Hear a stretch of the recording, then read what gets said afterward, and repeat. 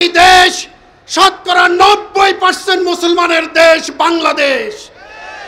আজকে দুঃখজনক হলো সত্য, নানান রকমের ষড়যন্ত্র করা হচ্ছে দেশ এবং জাতির বিরুদ্ধে। আমাদের আমিরে মোহতারাম খেলাফত মজলিসের নেতৃবৃন্দের সাথে হাত মিলাইছেন, এতে আমি আনন্দিত। আমি অনুরোধ করব, শুধু খেলাফত মজলিস নয়, আরও যতগুলি ইসলামী দল আছে, অতীতে কে কি ভুল করেছে সেদিকে আমরা তাকাবো না। যেমন খেলাফত আন্দোলন সরকারের অধীনে নির্বাচন করছে, আমরা ওদিকে তাকাবো না। হযরত হাফিজ হুজুর রহমতুল্লাহ আলাইহির একটা ব্যক্তিত্ব, মহব্বতকারী লোক দেশে আছে। এইভাবে জমিয়ত উলামা ইসলাম আছে, নিজামে ইসলাম আছে। প্রত্যেকটি ইসলামী দলকে ইসলামী আন্দোলন বড় দল হিসাবে আগে বাড়ি টেনে নিতে হবে। আজকেও আপনার হাতে আল্লাহর জমিন থেকে তাগুতি শক্তি অপপ্রচার দূর করবার জন্যে, দিন কায়েম করবার জন্যে আপনার ইমামতিতে আমরা একসাথে কাজ করবার জন্য প্রস্তুত আছি। আমরা পরিষ্কার বলতে চাই, ভারতীয় সকল চ্যানেল বাংলাদেশে বন্ধ করতে হবে। আজকে তারা ভারতের আলু পেঁয়াজ বন্ধ করে দিয়েছে। আমরা বলছি ভারত যাতে এই বাংলাদেশের আভ্যন্তরীণ রাজনীতিতে কোনো রকম কথা বলতে না পারে। আমরা ভারতের অভ্যন্তরীণ বিষয়ে বাংলাদেশ রাষ্ট্র কথা বলে না, তাহলে তারা কেন কথা বলবে? আরেকটি বিষয়, আজকে যে নতুন সুযোগ তৈরি হয়েছে দেখেছেন, চট্টগ্রামে ইসকন এই সংগঠনের সন্ত্রাসীরা আমাদের একজন ভাইকে, বাংলাদেশের একজন সরকারের পক্ষের একজন আইনজীবীকে, একজন এপিপিকে কুপিয়ে হত্যা করেছে। এই ব্যাপারে অনেক রাজনৈতিক দল নিন্দা জানায় নাই, কিন্তু দু একটা পত্রিকার বিরুদ্ধে সেই সমস্ত পত্রিকার দেশবিরোধী বক্তব্যের বিরুদ্ধে প্রতিবাদ করেছে। এজন্য অনেকের মায়া কান্না।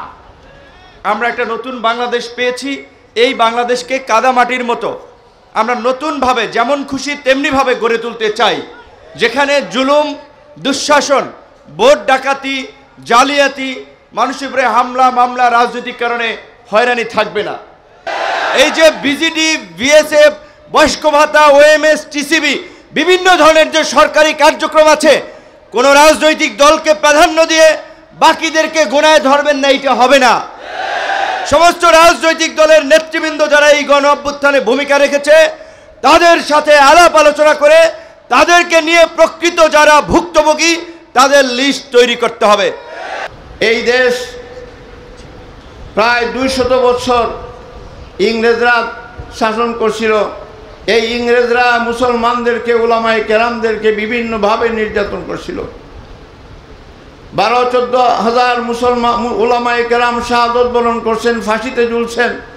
দিল্লির জামে মসজিদের সামনে উলামায়ে কেরামদেরকে প্রতিদিন ফাঁসি দেওয়া হতো। এখনও কোনো বিশেষ ব্যক্তি মাইনাস চরণাই এই অবস্থা নিয়ে চলতেছেন, এর দুঃখের বিষয়। আল্লাহ পাক বলছেন, তাআওয়ানু আলাল বিররি ওয়াত তাকওয়া ওয়ালা তাআওয়ানু আলাল ইসমি ওয়াল উদওয়ান। আমার তো এতটুকু দাবি। সবাই একমত হয়েছে যে আমরা এবার সবাই ঘরে ঘরে যাব, দাঁড়ে দাঁড়ে যাব, যাইয়া আমরা তাদের লাগলে পায়ে ধরবো যে আসেন আমরা বিভক্ত না হই, ইসলামের জন্য ওয়াতাসিমু বিহাবলিল্লাহি জামিআ ওয়ালা তাফাররাকু। আমাদের এক হতেই হবে আল্লাহর জন্য, আল্লাহকে সন্তুষ্টি অর্জন করার জন্য। এই জন্য আমাদের কাজ চলছে এবং আমাদের অনেক দলের সাথে, ইসলামী মেজরিটি দলের সাথে হয়ে গেছে, বৈঠক হইতেছে, সবাই আগ্রহ প্রকাশ করছে। এবং আপনারাও দোয়া করেন যে এবার এই সুযোগ আর কিন্তু আর আসবে না, এই অন্তর্বর্তীকালীন সুযোগ আর পাওয়া যাবে না। সেহেতু বিএনপি পাগল হয়ে গেছে, কীভাবে ক্ষমতা যাবে, নির্বাচন দাও, মানে লুট তরা যে এক স্বৈরাচার যাই আর এক স্বৈরাচারের আমরা আনি। আমাদের সুন্দর দেশটাকে অস্থিতিশীল করার জন্য বিভিন্ন ধরনের ষড়যন্ত্র চলছে। তা আমি সকল ক্ষুধার্ত আহ্বান জানাবো, বিএনপি সহ অন্য যারাই আছেন, আমরা জাতীয়ভাবে যদি ঐক্যে না থাকি, আল্লাহ মাফ করুক, আমাদের দেশের মধ্যে ষড়যন্ত্রকারীরা কোনো ধরনের ষড়যন্ত্র বাস্তবায়ন করার সুযোগ না পায়, এই বিষয়টা কিন্তু লক্ষ্য রাখতে হবে।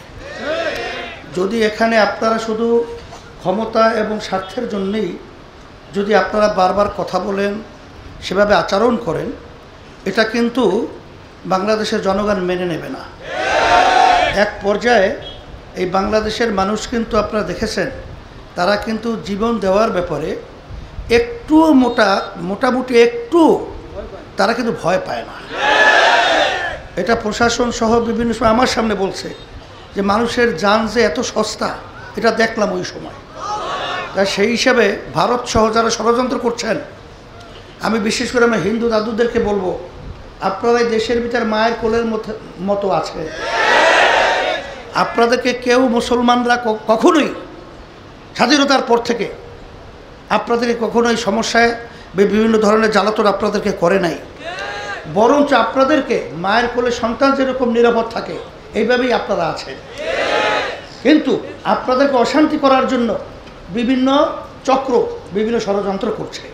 সেই হিসাবে সবাইকে সতর্ক থাকার জন্যে এবং আমরা যেন ইসলামের পক্ষে আমরা সবাই একত্রিত হয়ে ইসলামকে রাষ্ট্রীয় ক্ষমতায় নিতে পারি, এই তৌফিক আল্লাহ আমাদেরকে দান করুক।